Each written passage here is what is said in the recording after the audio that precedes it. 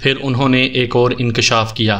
اس انکشاف نے بھی مجھے دھچکا دیا، لیکن اطمینان بھی ہوا کہ میری تفتیش صحیح راستے پر جا رہی ہے اور میں قاتل تک جلد ہی پہنچ جاؤں گا۔ انکشاف یہ تھا کہ 3-4 دن پہلے صادق ان دونوں کے پاس اس ذہنی کیفیت میں آیا کہ بہت ہی پریشان تھا، اور غصے کا یہ عالم کہ اس کے ہونٹ بھی اور ہاتھ بھی ریشہ گیر تھے۔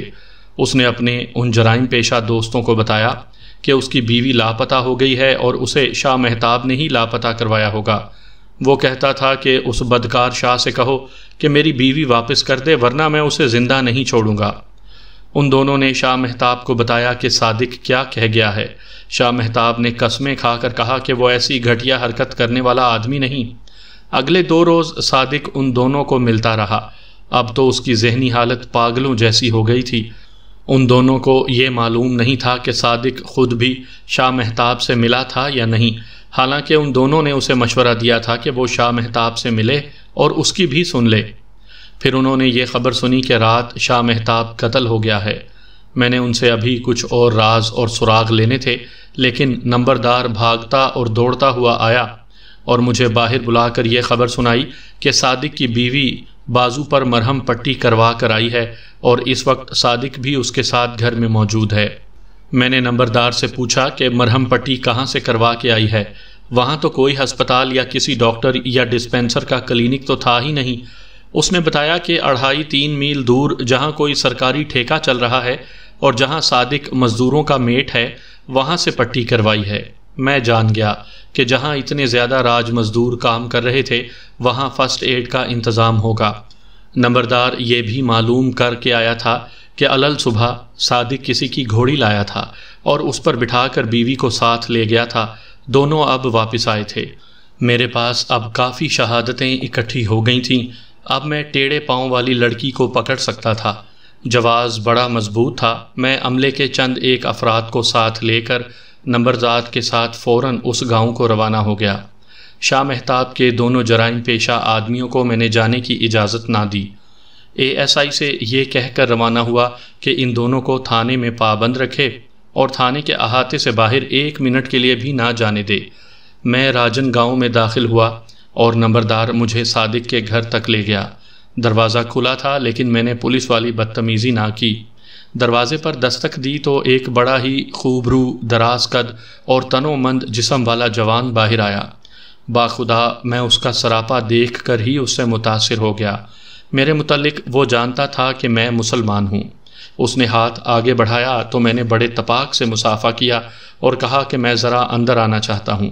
اس نے بڑے احترام سے کہا، آئیے، پوچھنے کی کیا ضرورت ہے؟ اپنی پارٹی کو میں نے باہر کھڑا رہنے کو کہا اور صادق کے ساتھ ایک کمرے میں چلا گیا۔ اس کی بیوی اس کمرے میں نہیں تھی۔ میں نے کہا کہ میں اس کی بیوی کو دیکھنے آیا ہوں۔ تب میں نے دیکھا کہ اس کے ایسے پرکشش چہرے پر تذبذب کا تاثر آ گیا ہے۔ وہ چپ ہو گیا۔ اتنا بھی نہ پوچھا کہ میں اس کی بیوی کو کیوں دیکھنا چاہتا ہوں۔ مجھے ایک بار پھر کہنا پڑا کہ اپنی بیوی کو میرے سامنے لے آئے۔ وہ ابھی آپ کے سامنے آ جاتی ہے، صادق نے کہا۔ میری ایک عرض پر ضرور غور کریں۔ میں بیوی کو پیش کر دیتا ہوں، لیکن میری بھی پوری بات ضرور سننا۔ ہم مسلمان بھائی ہیں صادق، میں نے دوستانہ لہجے میں کہا، جو دراصل مصنوعی لہجہ تھا۔ مجھے ملزمہ مطلوب تھی۔ میں نے کہا، میں اس بے دین پیر کو بھی جانتا تھا جس کے قتل کی تفتیش کر رہا ہوں۔ اس کی اصلیت سے میں آگاہ ہوں۔ میں اپنی ڈیوٹی پوری کر رہا ہوں۔ میرے ساتھ تعاون کرو گے تو میں اتنا زیادہ فائدہ پہنچاؤں گا جو تمہیں حیران کر دے گا۔ اس طرح میں نے اسے یہ تاثر دیا کہ میں بڑا ہی شریف تھانے دار ہوں اور مسلمانوں کا بہت ہی خیال رکھتا ہوں۔ میرا خیال ہے کہ صادق کو یقین ہو گیا تھا کہ وہ پکڑا گیا ہے اور اب پولیس کے جال سے نکل نہیں سکے گا۔ اس کمرے کے ساتھ ایک اور کمرہ تھا جسے کوٹھڑی کہہ لیں۔ صادق نے اس طرف دیکھتے ہوئے آواز دی، نازو، باہر آ جاؤ۔ فوراً بعد کوٹھڑی کے دروازے میں ایک لڑکی نمودار ہوئی جو بلا شک و شبہ خوبصورت تھی۔ وہ دروازے میں ہی رک گئی اور اس کی نظریں میرے چہرے پر جم کر رہ گئیں۔ یوں نظر آنے لگا جیسے اس کی آنکھیں پتھرا گئی ہوں۔ اس کے چہرے کا رنگ لاش کی طرح ہو گیا۔ اس کی یہ حالت اپنے سامنے بیٹھے ہوئے باوردی تھانے دار کو دیکھ کر ہوئی تھی۔ آ جاؤ نازو، میں نے پیار سے کہا۔ ڈر کیوں گئی ہو؟ ڈرنے اور گھبرانے کی کوئی بات ہی نہیں، آ جاؤ۔ صادق نے بھی اسے آگے آنے کو کہا اور اس کی حوصلہ افزائی کی۔ تب اس نے کوٹھڑی کی دہلیز پھلانگی اور آہستہ آہستہ ہماری طرف چلی۔ میں نے اس کا بایاں پاؤں دیکھا جو پنجے کی طرف سے باہر کو مڑا ہوا تھا۔ اس کی چال دیکھی جس پر ٹیڑھے پاؤں کا اثر صاف نظر آ رہا تھا۔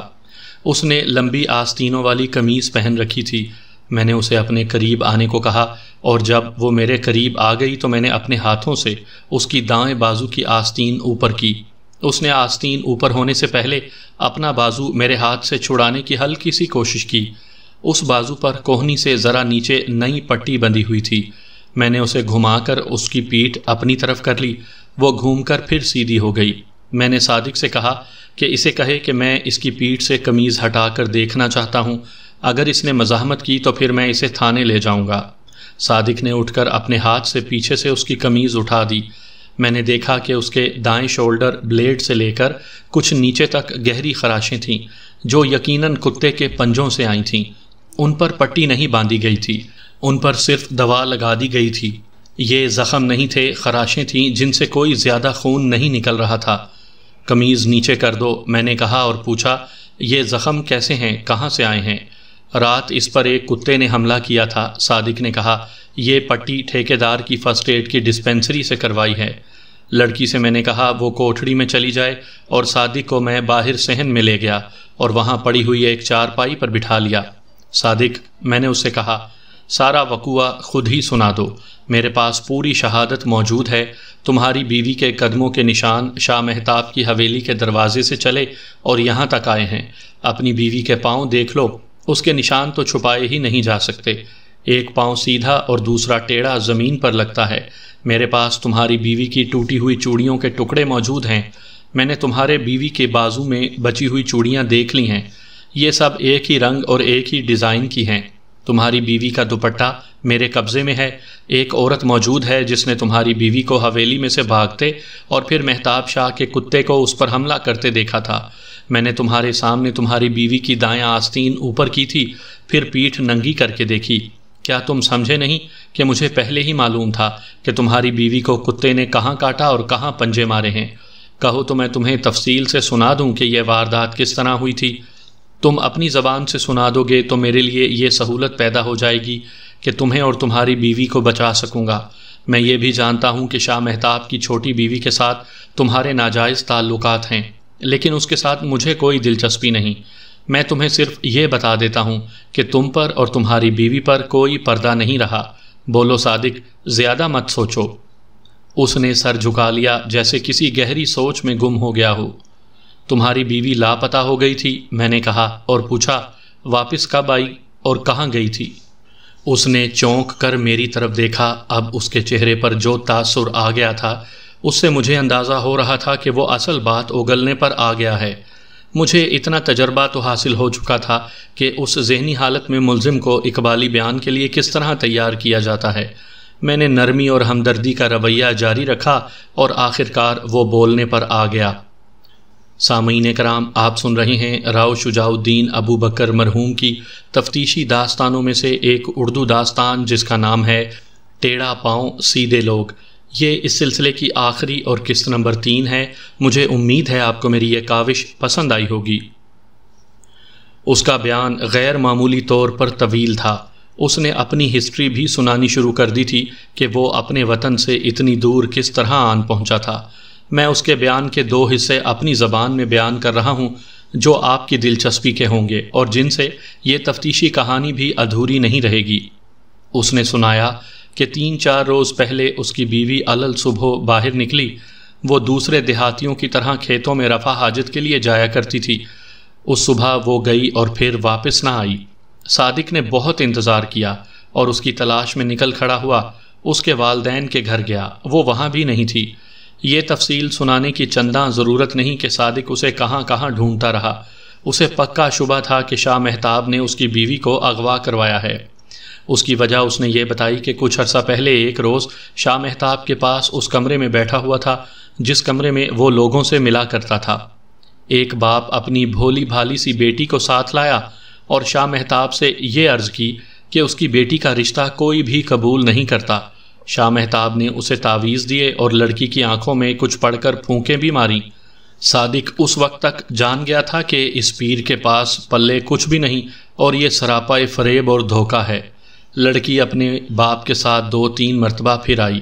لڑکی کے باپ نے کہا تھا کہ اس کے پاس لڑکی کو دینے کے لیے کچھ بھی نہیں، اور رشتہ لینے والے یہ بھی کہتے ہیں کہ لڑکی میں جسمانی نقص ہے۔ صادق نے اپنے بیان میں کہا کہ اسے معلوم تھا کہ کسی دن شاہ مہتاب لڑکی کو اپنے الگ کمرے میں لے جائے گا اور اسے اپنی ہوس کا نشانہ بنائے گا۔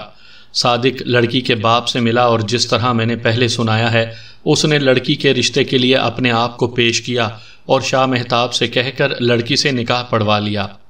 صادق نے ایک ایسی بات بتائی جو کسی بھی تہذیب یافتہ انسان کا ذہن قبول نہیں کر سکتا، لیکن یہاں بات جرائم اور جعلی پیروں کی دنیا کی ہو رہی ہے، جہاں اخلاقیات کے پیمانے کچھ اور ہوتے ہیں۔ صادق نے بتایا کہ شادی کے کچھ عرصے بعد شاہ مہتاب نے صادق سے یہ کہنا شروع کر دیا کہ وہ اپنی بیوی کو کبھی کبھار اس کے پاس بھیج دیا کرے۔ شاہ مہتاب نے یہ فرمائش بڑے اچھے الفاظ میں کی تھی، لیکن صادق اس کا مطلب سمجھتا تھا۔ پہل صادق اسے ٹالتا رہا، پھر شاہ مہتاب نے اسے واضح الفاظ میں کہا کہ یہ لڑکی اس کے دل میں اتر گئی تھی اور اسے وہ 1-2 راتیں اپنے پاس رکھنا چاہتا تھا، لیکن صادق کی اس کے ساتھ شادی ہو گئی۔ اب شاہ مہتاب کہتا تھا کہ صرف ایک بار صادق اپنی بیوی کو اس کے پاس بھیج دے۔ اگر صادق جرائم پیشہ ہوتا اور وہ شاہ مہتاب کی دنیا ہی کا آدمی ہوتا تو شاید وہ اس کی یہ فرمائش پوری کر دیتا، لیکن صادق کسی اور دنیا کا اور ایک غیرت مند خاندان کا آدمی تھا۔ یہ میں آپ کو آگے چل کر بتاؤں گا کہ وہ آیا کہاں سے تھا اور اس کی اصلیت کیا تھی۔ اس میں کوئی شک نہیں تھا کہ شاہ مہتاب پاور والا پیر تھا۔ یہ پاور روحانی نہیں، نوسر بازی اور غنڈہ گردی کی تھی۔ اس نے جب واضح الفاظ میں یہ فرمائش صادق کے آگے رکھی تو صادق کا خون کھول اٹھا۔ اس نے شاہ مہتاب سے کہا کہ ان کی بڑی گہری دوستی اور رازداری ہے، اس لیے وہ شاہ مہتاب کو معاف کرتا ہے، لیکن آج سے دوستی یاری اور ہر طرح کا تعلق ختم سمجھے۔ یہاں سے ان کی ناراضگی شروع ہو گئی۔ شاہ مہتاب نے صادق کو دھمکی دی کہ اپنی بیوی کو اپنے پروں کے نیچے چھپا کر رکھنا ورنہ میں اسے اڑا دوں گا۔ صادق نے بلا جھجک اعتراف کیا کہ اس نے شاہ مہتاب کی چھوٹی بیوی کے ساتھ ناجائز مراسم قائم کر رکھے تھے اور اس میں پہل چھوٹی بیوی نے کی تھی۔ وہ بڑی دلیری سے صادق سے ملتی ملاتی تھی۔ یہ جوان سال خوبصورت عورت صادق پر ایسی بری طرح فریفتہ ہوئی تھی کہ اس نے صادق سے کہا تھا کہ تم شادی نہ کر چکے ہوتے تو میں اس خاوند کو قتل کر کے تمہارے پاس آ جاتی۔ صادق کو صرف یہ خطرہ نظر آ رہا تھا کہ وہ ایک ٹھیکیدار کے مزدوروں کا میٹ تھا۔ یہ نوکری اسے شاہ مہتاب کی سفارش سے ملی تھی۔ ٹھیکیدار تو ہندو تھا، نوکری دینے والا مینیجر مسلمان تھا جو شاہ مہتاب کا مرید تھا۔ صادق کو معلوم نہیں تھا کہ شاہ مہتاب نے مینیجر کو ایسی بات کہی تھی یا نہیں کہ صادق کو نوکری سے ہٹا دے۔ وہ اتنا جانتا تھا کہ مینیجر نے کبھی اسے ایسا نہ کہا کہ اس نے پیر صاحب کے کسی حکم کے خلاف ورزی کی ہے اور وہ پیر کو جا کر راضی کرے۔ صادق کی ایک کمزوری اور تھی جو اس کے لیے کسی بھی وقت خطرہ بن سکتی تھی۔ یہ اس نے کسی کو بھی نہیں بتایا تھا کہ وہ پنجاب کا رہنے والا ہے اور یہاں تنے تنہا کیا کر رہا ہے۔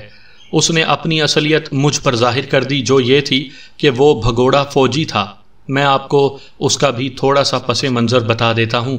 جنگ عظیم کے دوران وہ لوگ بھی فوج میں بھرتی ہو گئے تھے جنہوں نے ایسا کبھی سوچا بھی نہیں تھا۔ بھرتی کے دروازے ہر کس و ناکس کے لیے کھول دیے گئے تھے۔ تھوڑی سی ٹریننگ دے کر انہیں مختلف محاذوں پر بھیج دیا جاتا تھا۔ وہاں جب وہ توپوں کے دھماکے اور چھوٹے ہتھیاروں کے فائر کی لرزہ خیز آوازیں سنتے اور اپنے ساتھیوں کو زخمی ہوتے اور مرتے دیکھتے تو اس وقت کو کوستے تھے جب وہ بھرتی ہوئے تھے۔ بعض فوجی محاذ سے بھاگ جاتے تھے۔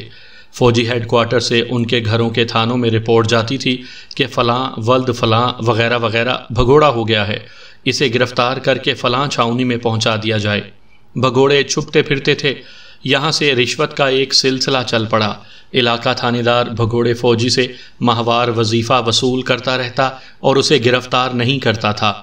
بعض پکڑے بھی جاتے تھے، ان کا کورٹ مارشل ہوتا اور لڑائی سے بھاگنے کے جرم میں 2 سال سے 7-8 سال تک سزائے قید دی جاتی تھی۔ عموماً بھگوڑے روپوش رہتے تھے۔ صادق برما فرنٹ سے بھاگا تھا اور وہ اپنے گھر جانے کے بجائے صوبہ بہار میں گھومتا پھرتا رہا اور محنت مزدوری کر کے روٹی کھاتا رہا۔ وہ فوج میں بھرتی نہیں ہونا چاہتا تھا لیکن پوٹھوہار کے علاقے کا رہنے والا تھا۔ جہاں خاندانی دشمنیوں پر قتل اور خون خرابے ہوتے رہتے تھے، صادق نے ایسی ہی ایک خاندانی لڑائی میں ایک آدمی کو قتل کر دیا تھا اور گرفتاری سے بچنے کے لیے فوج میں بھرتی ہو گیا اور ٹریننگ لے کر اپنی ریجمنٹ کے ساتھ چلا گیا۔ ان دنوں برما فرنٹ بڑا ہی خون ریز محاذ تھا۔ صادق طبعاً فوجی نہیں تھا، وہ بھگوڑا ہو گیا۔ روزی اور قسمت کا چکر اسے صوبہ بہار کے اس علاقے میں لے گیا۔ جنگ برما تک پہنچ چکی تھی اور فاتح جاپانی فوجیں اب کسی بھی وقت پیش قدمی کر کے آسام اور بنگال پر حملہ آور ہو سکتی تھیں۔ انگریزوں نے تھوڑے تھوڑے فاصلے پر موزوں جگہوں پر ملٹری پوسٹیں تعمیر کرنا شروع کر دی تھیں، جن میں اکثر پوسٹیں سگنل والوں کی تھیں۔ ایسے ہی کچھ اور دفاعی منصوبے تھے جو ٹھیکیداروں کو تعمیر کے لیے دیے جاتے تھے۔ صادق کی رسائی ایسے ہی ایک ٹھیکیدار تک ہو گئی اور جس طرح اسے ملازمت ملی وہ میں پہلے بتا چکا ہوں۔ صادق کو یہی خطرہ نظر آ رہا تھا کہ وہ کہیں پکڑا گیا اور یہ معلوم ہو گیا کہ بھگوڑا فوجی ہے تو اسے کورٹ مارشل کے ذریعے بڑی لمبی سزا ملے گی۔ میں نے اس کے ساتھ پختہ وعدہ کیا کہ اس کی یہ اصلیت بے نقاب نہیں ہونے دوں گا۔ اس وقت میرا مسئلہ صرف یہ تھا کہ شاہ مہتاب کے قاتل کو پکڑ لوں۔ صادق نے پوری دیانتداری سے بیان دینا شروع کر دیا تھا۔ میں سنا رہا تھا کہ صادق کی بیوی لاپتہ ہو گئی اور وہ اسے ڈھونڈتا پھرتا رہا۔ اسے یقین تھا کہ شاہ مہتاب نے اس کی بیوی کو اغوا کروایا ہے۔ اس نے سوچ لیا تھا کہ وہ شاہ مہتاب کو کہیں بھی پکڑ کر قتل کی دھمکی دے گا اور اپنی بیوی اس سے آزاد کروائے گا۔ اس نے شاہ مہتاب کو اس کے جرائم پیشہ آدمیوں کے ذریعے یہ دھمکی پہنچا دی تھی۔ اس نے اپنے بیان میں کہا کہ گزشتہ رات اس کے دروازے پر بڑی زور کی دستک ہوئی تو پہلے تو وہ گھبرایا کہ یہ پولیس ہوگی جو اسے گرفتار کرنے آئی ہے۔ کسی طرح پولیس کو پتہ چل گیا ہوگا کہ یہ شخص بھگوڑا فوجی ہے۔ اس خطرے کے پیش نظر اس نے کسی طرف سے مکان سے نکل کر بھاگنے کی سوچ لی، لیکن اسے اپنی بیوی کی آواز سنائی دی جو اسے پکار رہی تھی۔ آدھی رات کا وقت تھا۔ صادق نے دوڑ کر دروازہ کھولا اور اپنی بیوی کو دیکھا۔ بیوی تو خوف کے مارے اس کے گلے لگ گئی۔ وہ ہانپتی کانپتی اور روتی تھی۔ وہ اس قدر خوف زدہ تھی کہ صادق سے کہنے لگی کہ فوراً اندر گھس کر مجھے چھپا لو۔ صادق اسے اندر لے گیا اور لالٹین جلا کر دیکھا۔ اس کی بیوی کے کپڑے خون سے لال تھے اور پیچھے سے اس کی قمیض پھٹی ہوئی تھی۔ اس نے صادق کو بتایا کہ وہ شاہ مہتاب کو شاید جان سے ہی مار آئی ہے۔ اپنے اغوا کی واردات اس نے یوں سنائی کہ وہ علل صبح کھیتوں میں گئی تو ویسے ہی کچھ اور آگے چلی گئی جہاں علاقہ بنجر اور ویران تھا۔ پیچھے سے کسی نے اس پر کھیس یا کمبل پھینکا اور اسے اٹھا کر ویرانے کی طرف لے گیا۔ راستے میں اسے اپنے کندھوں سے اتارا۔ یہ 2 آدمی تھے۔ انہوں نے اسے دھمکیاں دیں کہ وہ روئی یا شور مچایا تو اسے خراب کر کے قتل کر دیا جائے گا۔ اسے اغوا کرنے والے یہی 2 جرائم پیشہ افراد تھے جنہیں شاہ مہتاب نے اپنے ساتھ یا اپنے سائے کے نیچے رکھا ہوا تھا۔ لڑکی ان دونوں کو اچھی طرح جانتی پہچانتی تھی۔ وہ اس طرح کہ وہ صادق کے دوست تھے اور چند مرتبہ اس کے گھر بھی آئے تھے۔ اب یہ دونوں جرائم پیشہ میرے تھانے میں پابند بیٹھے تھے۔ میں نے کچھ سوچ کر ہی ASI سے کہا تھا کہ انہیں تھانے میں ہی رکھنا، باہر نہ جانے دینا۔ اب تو میں نے انہیں باقاعدہ حوالات میں بند کرنا تھا۔ انہوں نے اغوا کی یہ واردات غالباً اس امید پر اتنی دلیری سے کی تھی کہ شاہ مہتاب انہیں گرفتاری سے بچائے رکھے گا۔ صادق نے بتایا کہ اسے بیوی نے یہ بات سنائی تھی کہ تھوڑی ہی دور چھوٹا سا ایک گاؤں تھا۔ لڑکی کو وہاں ایک مکان میں بند کر دیا گیا اور یہ دونوں لڑکی کو خراب کرتے رہے۔ قتل کی رات یہ دونوں لڑکی کو شاہ مہتاب کے گھر لے آئے۔ شاہ مہتاب کا کتا اس وقت باہر کھلا پھر رہا تھا، لیکن ان دونوں آدمیوں سے مانوس تھا، اس لیے نہ بھونکا نہ غرایا۔ یہ دونوں آدمی لڑکی کو شاہ مہتاب کے حوالے کر کے چلے گئے۔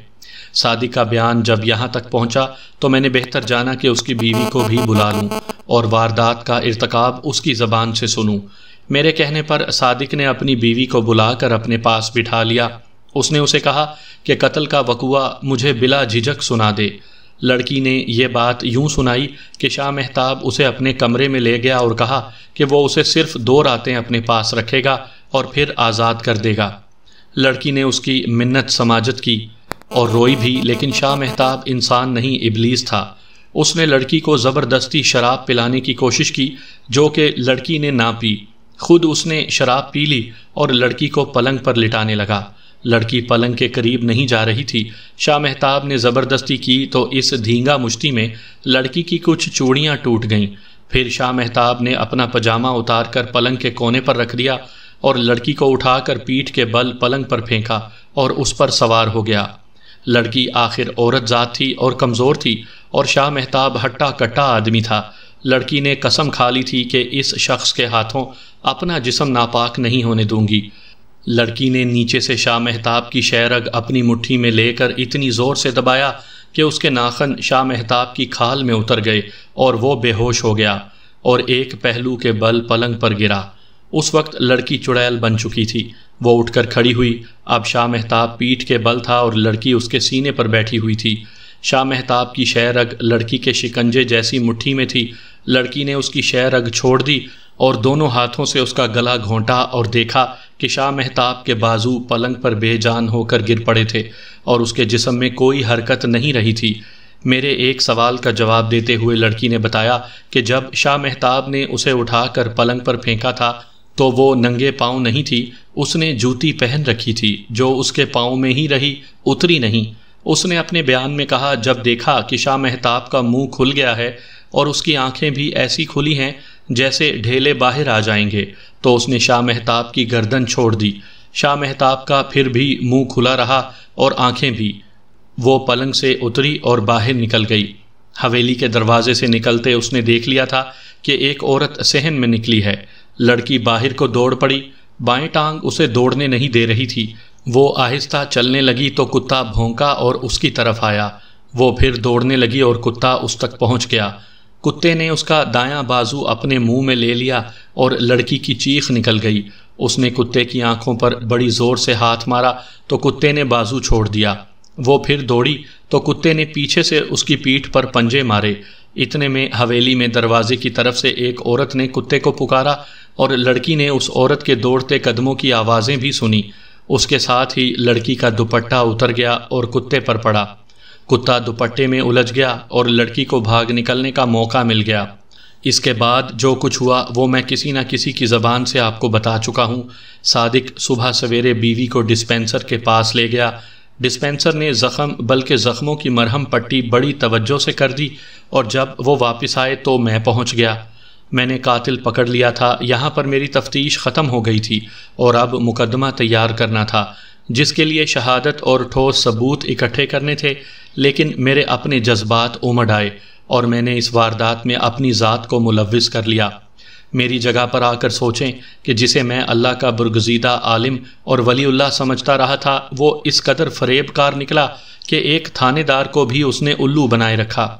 اگر صرف میری ذات کی توہین ہوتی یا صرف مجھے اس فریب کاری کی تکلیف پہنچی ہوتی تو شاید میں برداشت کر لیتا، لیکن اس شخص نے در پردہ جو ابلیسیت جاری ساری کر رکھی تھی، اس میں نہ جانے صادق کی بیوی جیسی کتنی ہی بھولی بھالی معصوم اور کنواری لڑکیاں ذلیل و خوار کر دی گئی تھیں۔ یہ بھی انکشاف ہوا تھا کہ اس شاہ مہتاب نے ایک ہندو ساہوکار کے گھر ڈاکہ ڈلوایا تھا اور چھوٹے موٹے کئی جرائم کروائے تھے۔ میں نے شاہ مہتاب کے دونوں جرائم پیشہ آدمیوں کو گرفتار کر کے ان پر اغوا، جبری آبرو ریزی اور 2 اور دفعات کے تحت مقدمہ تیار کر لیا تھا۔ ان دونوں نے شاہ مہتاب کے کئی اور جرائم اور کبیرہ گناہوں سے پردہ اٹھایا تھا۔ میں ان تفصیلات میں نہیں جا رہا، حالانکہ ان میں کچھ دلچسپیاں بھی ہیں۔ میری اس تفتیشی کہانی کے اندر کئی کہانیاں ہیں جو اتنی طویل ہیں کہ ایک کہانی میں سمیٹی نہیں جا سکتی۔ مثلاً صادق کا محاذ سے فرار اور اس کا میرے تھانے کے علاقے کے اس گاؤں تک پہنچنا ایک بڑا ہی سنسنی خیز واقعہ ہے، جسے میں ایکشن ڈرامہ کہوں تو زیادہ بہتر ہوگا۔